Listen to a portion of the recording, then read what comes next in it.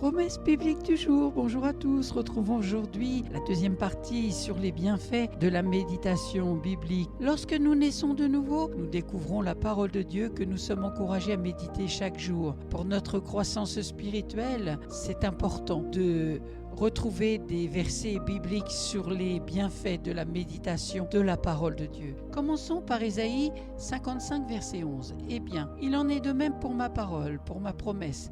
Elle ne revient pas à moi sans avoir produit d'effet, sans avoir réalisé ce que je voulais, sans avoir atteint le but que je lui avais fixé. Josué chapitre 1, verset 7. Sois fort et très courageux. Efforce-toi d'obéir à toute la loi que mon serviteur Moïse t'a donnée. Ne t'éloigne jamais de cette loi. Alors tu réussiras dans tout ce que tu feras. La réussite selon Dieu est différente de celle du monde.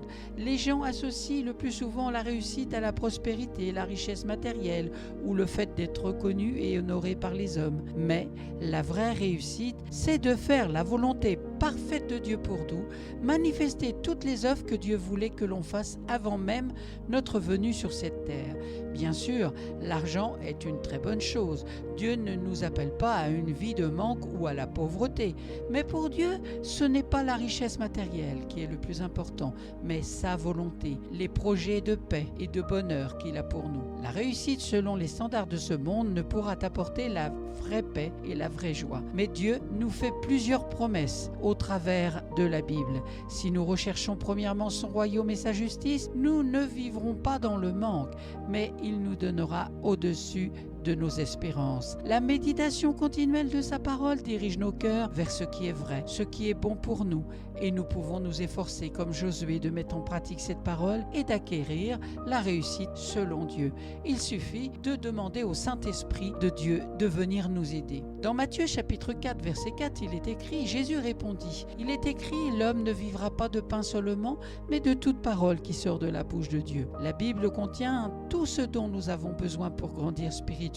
Dieu ne veut pas que nous nous restions indéfiniment des bébés spirituels, mais il veut nous voir grandir chaque jour. L'apôtre Pierre nous exhorte donc, comme des bébés, à désirer le lait spirituel qui est dans la parole, dans 1 Pierre chapitre 2 verset 2. Tout comme le lait maternel contient plusieurs nutriments et assure la croissance et le développement du bébé, la parole de Dieu contient aussi ce dont nous avons besoin pour grandir spirituellement. En s'imprégnant régulièrement de cette parole, nous pouvons goûter à cette délicieuse nourriture qui fortifie notre âme et notre esprit. Terminons par Apocalypse chapitre 3 verset 3. Rappelle-toi donc l'enseignement que tu as reçu et entendu. Garde-le et change ta vie. Si tu ne te réveilles pas, je viendrai te prendre par surprise comme un voleur. Tu ne sauras pas à quel moment je viendrai. Très souvent, nous tombons dans la désobéissance, soit parce que nous oublions la parole, soit parce que nous ne la connaissons pas, soit parce que nous ne mettons pas en pratique ce que nous avons reçu. Les gens de ce monde sont dans un sommeil si profond qu'ils ne parviennent pas à discerner que les jours que nous vivons sont mauvais et que la venue du Seigneur approche. Jésus nous dit de veiller et prier, car l'esprit est bien disposé, mais la chair est faible. C'est pourquoi nous devons rester vigilants, nous devons rester sobres. Nos lampes doivent être toujours allumées et grâce à la méditation de la parole qui est notre huile, nos lampes peuvent toujours rester allumés. Alors, nous brillerons au milieu des ténèbres. Amen. La prière du jour, c'est dans Ésaïe chapitre 60, verset 1. Lève-toi, brille, car ta lumière arrive et la gloire de l'Éternel se lève sur toi. Amen. Merci Seigneur pour ta gloire. Merci à vous d'avoir pris du temps pour écouter Promesse biblique du jour, avec aujourd'hui la deuxième partie sur ce thème, les bienfaits de la méditation biblique. Je vous souhaite bon courage pour la suite de la méditation de la parole de Dieu. Bon courage pour la suite et à très bientôt.